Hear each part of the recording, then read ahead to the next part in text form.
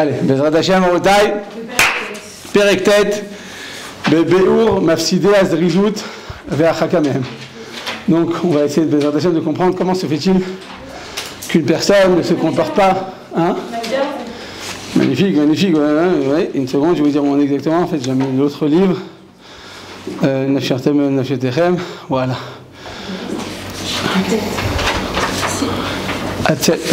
On a commencé où? Attendez, dites-moi, on est où? Ah là, là où il y a le dossier. Aoudai, donc on est où? On avait dit qu'il ne fallait pas se laisser aller à toutes ces envies. Et que si la peur et trop de vigilance, ça enlève la zélogie. Ah oui, exactement. C'est en bas de la feuille. Tout en bas? Deux points, on a fait les 2 points. C'est quoi les 2 points? En fait, on a la page de la maîtresse. Voilà. En bas, comme ça. La médaille en bas ou? Non, la maîtresse.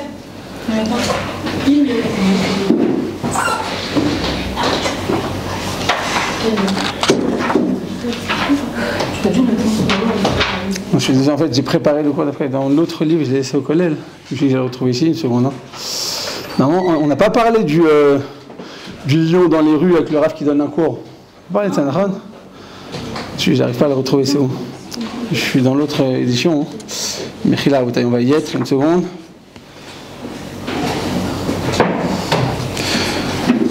La maîtresse. Top. Ok, donc la maîtresse à la deuxième ligne tout en haut. Donc le paresseux, qu'est-ce qu'il dit?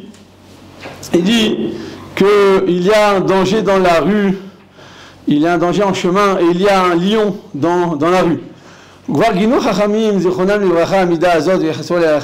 dit ceux qui font preuve de trop de vigilance, qui ont toujours peur, qui ont toujours des angoisses, mais finalement il va les comparer, il va les chayer, il va faire appartenir ce trop-plein de crainte et de peur et de vigilance à un fauteur. Il dit pourquoi? Parce que quelqu'un qui est tout le temps en train de dire mais c'est pas possible, je vais pas réussir et comment je vais faire et finalement en fait ce sont des méniotes, ce sont des obstacles que la personne elle-même va s'imposer. Tout à l'heure j'étais au téléphone avec quelqu'un qui était en plein chidour et je lui ai dit mais vous savez déjà dans la vie il y a suffisamment d'épreuves, il y a suffisamment d'obstacles. Si en plus tu t'en rajoutes à toi-même, c'est pas possible, je vais pas réussir, et pourquoi tout est beau, pourquoi ça va bien. Il y a des gens, quand tout est nickel, ils se posent des questions, il y a un problème. C'est pas possible que tout aille comme j'aurais rêvé. Alors, à ça, je réponds que déjà à la vie, il y a déjà pas mal d'enjeux dans une vie. Si en plus tu dois te rajouter de propres enjeux et te rajouter de propres obstacles, alors, la personne, ça s'appelle se tirer une balle dans le pied, et c'est absolument s'en éloigner. Alors il dit, d'un autre côté, on voit qu'il faut oui faire preuve de vigilance et ne pas être trop impulsif et être une personne réfléchie et posée. Alors il faut être posé, il faut être foufou. Quelle est la juste valeur, quel est le juste milieu? Là nous disent qu'en réalité, justement, c'est que tout simplement, eh bien, il dit que souvent ces peurs ou ces angoisses ou cette retenue, elle provient d'une paresse. Elle provient d'un manque d'entrain. Parce que tu n'as pas d'entrain, tu n'as pas de vitalité, tu ne fais pas les choses comme il se doit, alors tu vas te chercher des raisons, tu vas chercher des alibis, mais non, je ne peux pas, tu comprends, et voici. Effectivement, tu peux trouver 1001 raisons à ne pas faire des choses dans ta vie, mais être une grande personne en bataille, c'est justement savoir lever ces obstacles dans sa vie. Lever ces obstacles, c'est ça, tout simplement, l'enjeu de toute une vie. Et finalement, donc, cette peur, cette angoisse, ce qui te fige, ce qui te menotte, eh bien tout simplement c'est souvent cette paresse qui au fond de toi cette fainéantise et tu vas essayer de te donner des excuses et te donner bonne conscience en ne faisant pas les choses comme il se doit. C'est ce que nous dit le pasouk dans Tehilim, Betar Bachem, donc je suis à la 7e ligne de la page de la maîtresse, Betar Bachem va Asetov, Shechon Eretz Ur Munak. Donc il dit, installe-toi, Betar Bachem, crois en Hachem, va Asetov, fais le bien, Shechon Eretz, vis sur terre, ou et vit comme un berger avec la foi, avec la croyance. Voici le principe de la vie. L'homme doit se mettre dans ce monde-ci comme passager, et c'est-à-dire comme s'il était éphémère. Par contre, dans son avoda, dans son travail, dans sa mission sur terre, eh bien, il doit en faire toute sa toute sa recherche. Une personne ne devra pas prendre cas de trop, faire de preuve de trop de vigilance. Quand tu es trop vigilant, finalement, tu cherches en fait des excuses. Schéma Tomar, voilà, c'est là qu'on a vu. En fait, c'est là qu'on s'est arrêté. On est vraiment trop fort à bataille, on était à la moitié de la page. C'est là qu'on s'est arrêté. Schéma Tomar, on a vu dans la Torah qu'il convient d'être vigilant, de faire attention. Tu ne peux pas être comporté de manière inconsciente et comme un fou et ne jamais prendre conscience de tous les dangers de la vie. Il dit, on a vu que l'homme, il doit faire attention à lui. De ne pas se mettre dans des situations dangereuses. Afilou tzadik, ou ben c'est un tzadik, il a une émouna de fou, il ne va pas dire non, je me mets en danger, Dieu va m'aider. En kazé davar, asur la dame, la comme sakana, tu n'as pas le droit de te mettre dans une situation dans laquelle tu es en danger, tu te mets en danger, mais si tu te mets en danger et qu'on te sauve, mais la kim l'homme est on va t'enlever des mérites parce que tu as été protégé d'une situation miraculeuse grâce à quoi? Grâce à des mérites, donc Bachamem, tu vas perdre des mérites. Donc c'est la raison pour laquelle à Botaï, eh bien, on n'a pas le droit de se mettre dans une situation dangereuse. Tu as dit oui, mais à Kol Bidei Shamayim, Chutzmi, Tsinim Upachim. Tu vois qu'on doit tout être entre main d'Hachem, en dehors de Tsinim Upachim. Tu ne peux pas marcher dans la rue les pieds nus et dire bon, je ne tomberai pas malade. Tu ne peux pas sortir les cheveux froids, les cheveux mouillés de ta douche et te mettre au téléphone avec ta mère à la fenêtre pendant une heure comme ça. C'est sûr que tu vas tomber malade. Il fait 1 degré dehors. Nécessairement, tu vas tomber malade. Tu vas dire non, mais c'est Hachem. Non, c'est pas Hachem. Tsinim ou Pachim, c'est toi qui le décides. Tu dois être vigilant, tu vas faire preuve de vigilance et faire preuve de conscience. Pas trop non plus, pas devenir malade. Il y a des gens dans la rue jusqu'à aujourd'hui, ils marchent encore avec leur masque. Alors, si tu es malade ou tu sens que tu es fragile, alors c'est tu peux l'être. Mais il y a des gens, ils ont cette phobie. Il ne faut pas être non plus ni trop, ni pas assez, ni être inconscient, ni être impulsif. Il faut un juste milieu en bataille. Et il faut, oui, prendre cas de certaines vigilances. Il faut être vigilant d'une manière posée et réfléchie. Il dit, il y a écrit dans la Torah, donc tu vois que la Torah te dit, fais attention, sois vigilante et ne sois pas inconsciente. Tu ne peux pas dire, non, mais moi je crois en Dieu, c'est mon Dieu, il va me sauver. Mais non, tu dois faire attention à toi. Tu dois faire preuve de vigilance. C'est ce que nous dit, même pour une mitzvah rabotaï, même tu vas faire une mitzvah, tu dis non, c'est bon, je fais une mitzvah, Dieu va m'aider. Non, mais Dieu va t'aider. Mais ne fais pas des choses qui sont inconscientes, c'est dangereux, tu n'as pas le droit de te mettre dans un danger quelconque. Il dit parce que Yesh Ira, voilà, c'est ça en fait qu'on devait faire aujourd'hui. Yesh Ira, Yesh Ira. Il y a 2 sortes de peur, il y a 2 sortes de craintes. Il y a une crainte positive et une crainte négative. Il y a de la vigilance et il y a de l'angoisse, de la phobie. Les deux, ça provient d'une peur. Mais ça, c'est une peur positive et constructive qui te permet d'avancer avec prudence. Et l'autre, c'est une peur qui va te figer et te congeler sur place. C'est la raison pour laquelle cette peur, elle est dangereuse. Elle est interdite. Yeshira Reuya, donc c'est une bonne peur, une bonne crainte, c'est de la conscience. Veyeshira Shotaya, de la folie, de la phobie, des peurs, des angoisses. Yesh Bitachon, il y a croire en Dieu, Yesh Olelut, et faire le foufou. Ne pas prendre cas d'aucun danger. Il faut un juste milieu. Qui n'est Adon Baruch Hu asa et Adam be'abal sechel nachon. Akadosh Baruch Hu, il a créé l'homme comme étant quelqu'un de pensée, de sensé. Baruch ata Adonai. Eloheinu melech haolam she'akol nihya b'doro. Donc Hachem il a créé l'homme sensé et posé. La prochaine fois que vous mettez cette chaise, Rabotai, n'oubliez pas de mettre des pailles jaunes en dessous, comme ça, si un raf qui est petit, il peut se mettre comme ça. Parce que là, je vous avoue que là, j'ai l'impression que vous êtes tout en bas. Je suis en dessous de vous, c'est bien. Là, je vous vois d'en bas. D'habitude, je vous prends pour quelqu'un. Je me sens en dessous de vous. Là, je sens que je me suis mis au peuple. Comme disait Rabbi Shalom Tsarfati, français et française, vous êtes. Qu'est-ce qu'il disait Charles de Gaulle? Français, français, je vous ai. Compris. Je vous ai compris. Tout à fait, Rabotai. Comment il s'appelle ce rabbin? Ça fait quoi en français, en hébreu? Chazak, Rabotai. Rabbi Shalom Tsarfati. Donc évidemment, mes questions. Donc à Kol Bani Adam, on te dit quoi? Que tu dois faire attention. Faire attention à quoi? Prendre garde, mais d'une manière posée, d'une manière intelligente, d'une manière constructive, Rabotai. C'est-à-dire que ta vigilance doit être constructive et pas destructive. D'accord, Rabotai? Là, il dit comme ça. Il dit, on doit faire attention à des choses qui sont censées nous mettre en danger, d'accord? Et tu vas dire non, c'est bon, moi je crois en Hachem, je serai protégé quoi qu'il arrive. Non, Dieu ne te protège pas quoi qu'il arrive. Pas quoi qu'il arrive. Il te protège si tu prends soin de toi et que tu es sensé, tu es vigilante et tu prends en considération des dangers qui sont plausibles.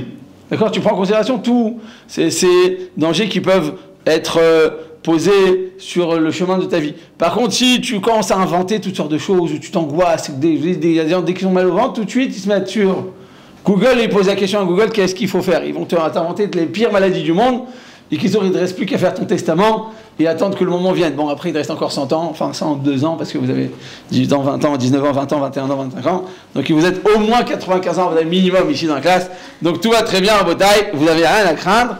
N'écoutez surtout pas ce que vous dira Google. Alcool Pani Rabotai, on te dit qu'il y a de la vigilance et il y a de la folie. Même la folie dans les gens qui sont trop vigilants, ils tombent dans une folie, une phobie. C'est pas une folie, c'est une phobie. Folie, c'est quelque chose qui te fait aller de l'avant. D'accord? Folie, c'est pas bien aussi d'être fou. Il faut faire les choses intelligemment. Mais la phobie, c'est ce qui te va te figer, te fixer et te congeler sur place. Alors, on te dit, iné, uchoté, donc les 3 dernières lignes de la page de la maîtresse. Veine, uchoté, bemashi ou neged, retsan abor. Et idbarar shemo. Quand tu vas à l'encontre de la montée de la Kadosh Baruch Hu, tu es un fauteur. Chez Rotsé, chez Ishmor, Adam, et Tatmodio, il veut que tu fasses attention à toi. Venimtsa, chez Milvad Asakana, Amoudbat, Badavar, en plus du danger qui est intégré, qui fait partie, qui est inné dans une situation particulière. Et quand tu te mets dans une situation dangereuse, alors tu risques de te mettre en danger. Inné Odumitraël, Benafsho, Bekum, Ase, Bechet, Asher, Uchoté. En plus du danger dans lequel tu es en train de te mettre, eh bien, tout simplement, tu fais un péché supplémentaire. C'est quoi? C'est que tu te rajoutes un danger sur ta tête, donc tu as un danger de mort. Donc c'est cette faute-là de t'être une situation d'inconscience et de danger qui va faire que la personne puisse être punie.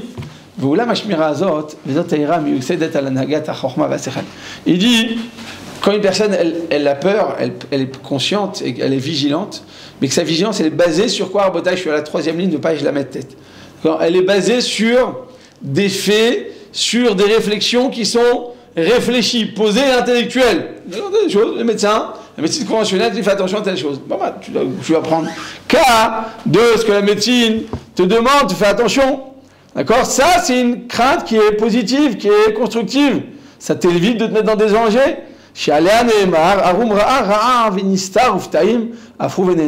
Une personne qui est intelligente, elle va imaginer le danger, elle va anticiper le danger, donc elle va se protéger. Tandis qu'une personne qui est inconsciente, qui fait n'importe quoi, il se met dans un danger de mort et il va être puni pour cela.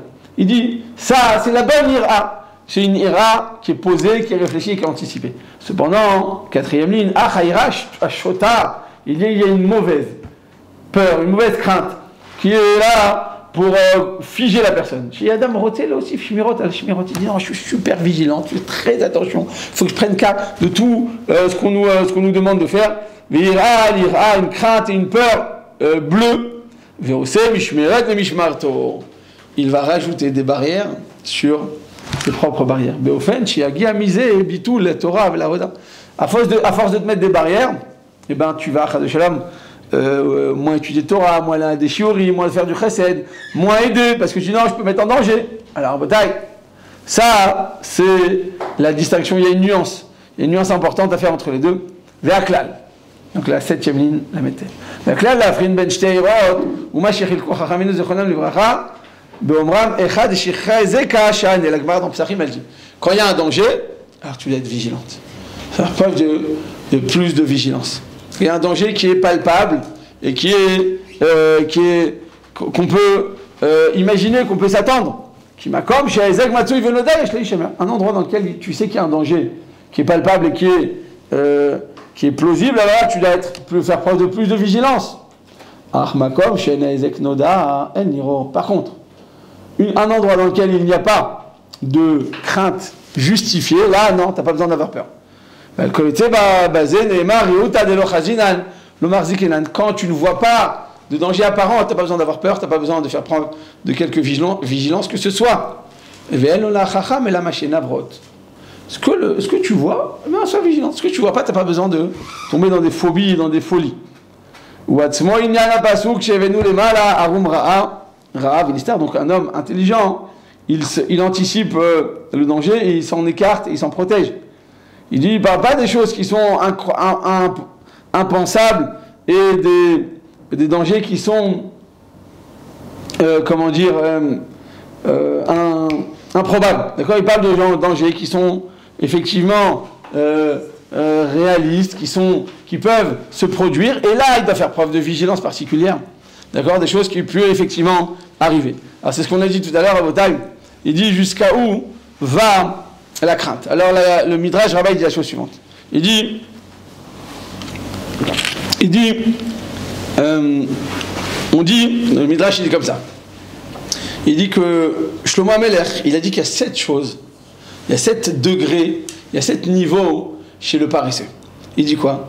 Il dit, on dit aux paresseux, les 7 derniers livres de la Medtet. D'accord ? Les 7 derniers. Shlomo HaMelech. Il dit comme ça. Il dit, on dit à un homme, ton rave, il est dans le pays. Elle va étudier, lève-toi, elle va étudier la Torah chez lui. Il dit, non, écoutez, je ne peux pas, j'ai peur. En chemin, il y a des dangers, il y a des voyous, il y a des brigands, il y a un lion, je ne peux pas y aller, je vais mettre en danger de mort. Alors il dit, tu sais quoi, d'accord, le rave, il est dans la ville, il est dans le pays, tu ne peux pas y aller. Mais il est dans la ville, il est à Yerushalayim, il est à Paris, vas-y, va au Shiur. Il dit, non, je ne peux pas. Il dit, peut-être que le danger, les voyous ou le lion, il est dans la rue là, il n'est pas juste dans la forêt, il est également dans la rue. Il dit, tu sais quoi, le rave il est dans ta maison. Ah bah si il est dans la maison, je vais être obligé d'y aller. Il dit, non, je ne peux pas. Il dit, parce que c'est possible que j'y aille, mais la porte elle va être fermée. Il dit, très bien, elle va être fermée. Il dit, et peut-être que la porte elle est ouverte. Il dit, non, mais tu sais quoi, je me repose d'abord, et après j'irai. Bon d'accord, t'as raison, peut-être qu'il est là, la porte est ouverte, tu vas trouver une solution à tous mes problèmes. D'abord, je me repose, et après, je vais au shiur de Torah. Alors viens, Shlomo HaMelech, il dit la chose suivante. Halamata, les 2 dernières lignes de la méthode. Halamata, she'en ha'ira goremet yitatel. C'est pas la peur et la crainte et la vigilance qui va entraîner que la personne, elle soit paresseuse. Il dit, atzla goremet lo sheitchare. C'est la peur et la crainte qui va figer cette personne et lui entraîner de devenir un homme qui a peur. Il a peur de tout. Donc c'est une phobie. C'est une peur qui te fige et qui te paralyse sur place. Alors là, c'est le signe que ta crainte, elle est injustifiée et elle provient tout simplement de ta paresse, de ta fainéantise. Et là, tu dois t'en écarter et ne pas devenir fou. Tous ces détails, toutes ces manières de penser, il dit c'est l'expérience journalière qui va pouvoir porter témoignage à ce sujet. Il dit, regarde la majorité des gens. Et regarde comment ils se comportent. Donc page même, tournez la page. Il dit, une personne intelligente, elle verra, elle aura le juste milieu, Rabotai. Elle aura toujours, un équilibre. C'est un équilibre qu'on veut avoir. Vedaat, les navol, yaken. Une personne intelligente, alors ça va lui permettre d'avancer et d'arriver aux bonnes conclusions dans sa vie. Il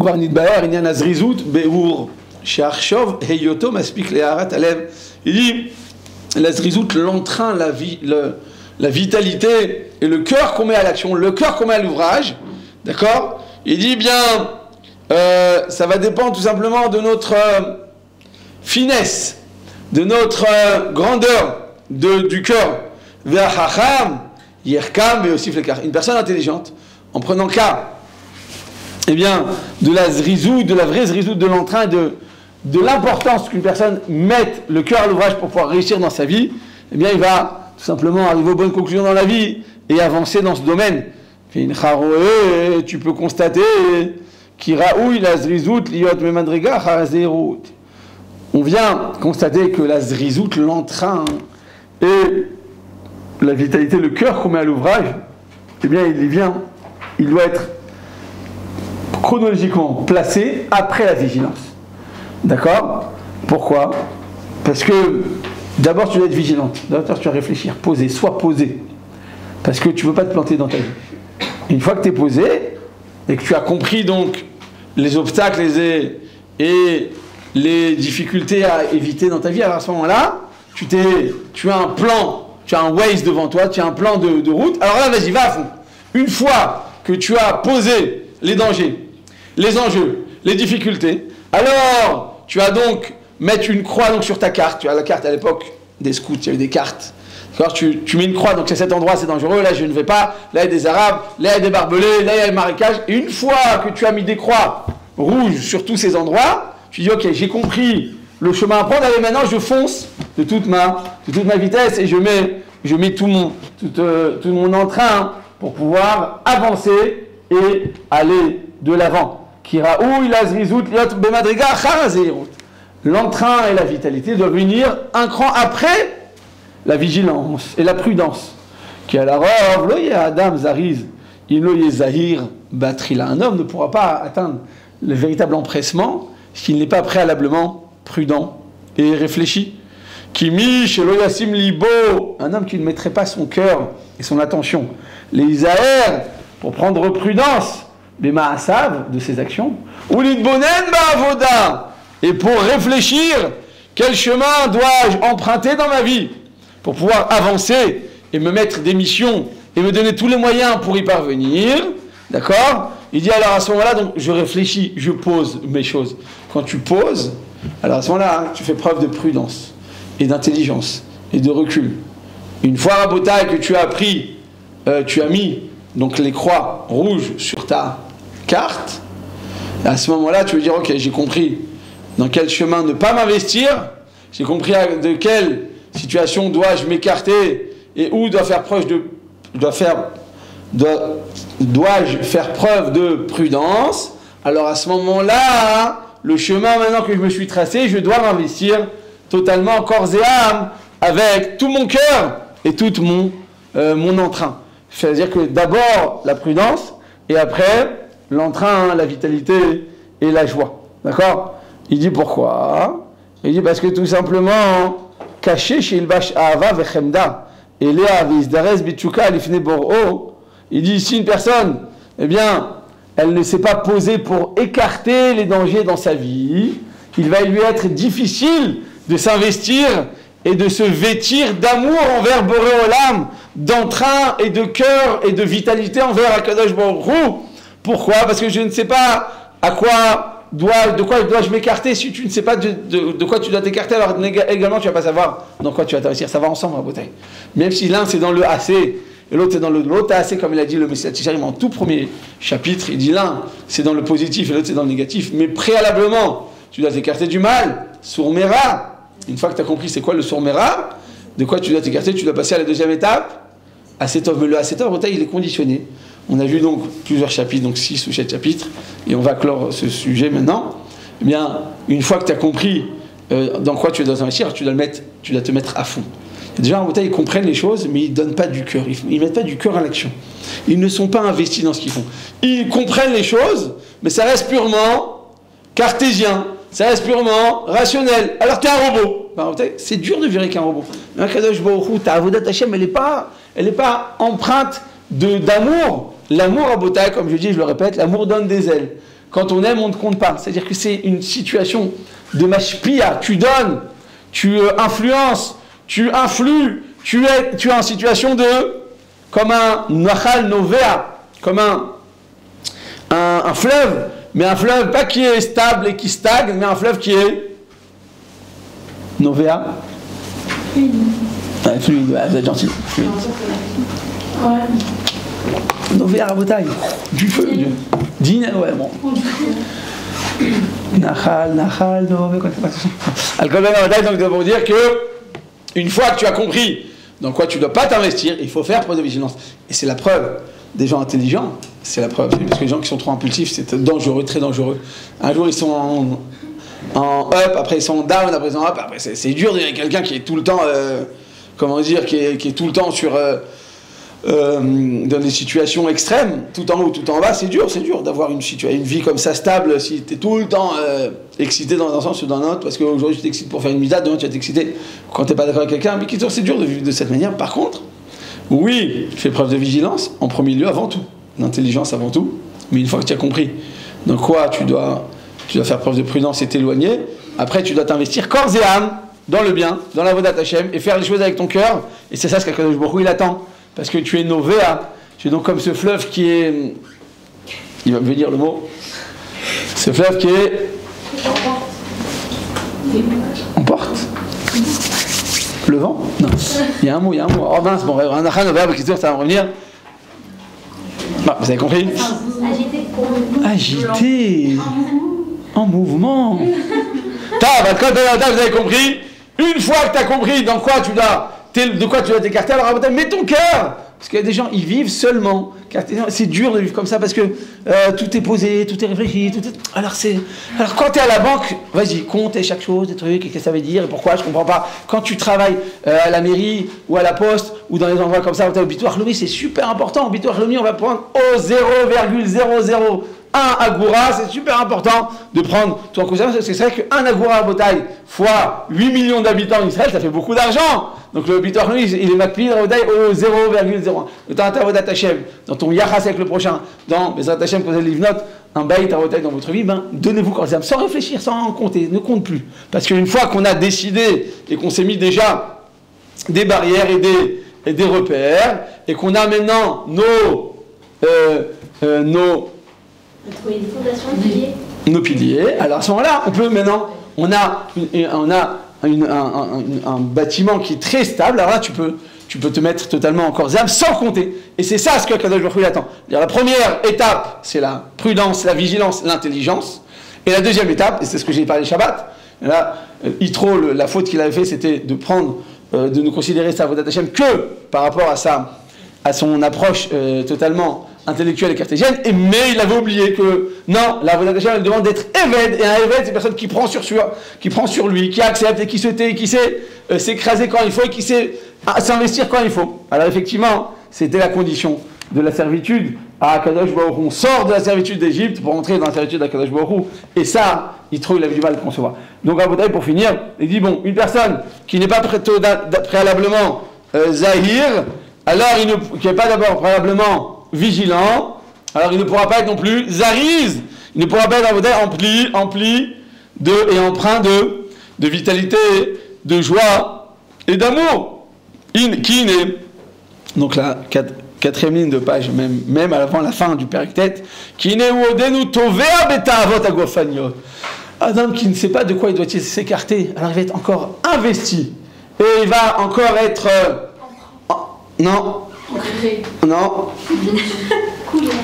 couler sous il va être